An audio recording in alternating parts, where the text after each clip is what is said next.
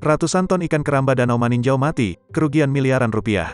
Sebanyak ratusan ton ikan di keramba jaring apung, KJA, Danau Maninjau Agam mati. Peristiwa ini terjadi di Jorong Pasar Rabaa, Nagari Koto Kaciak, Kecamatan Tanjung Raya.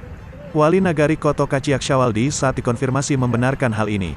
Dia mengatakan, dugaan penyebab kematian adalah faktor angin dan cuaca buruk yang mengakibatkan ikan keramba kekurangan oksigen. Kita perkirakan kurang lebih 400 ton ikan yang mati, kata Syawaldi. Menurutnya, peristiwa tersebut tak hanya terjadi kali ini saja, tapi juga pernah terjadi 2 tahun lalu.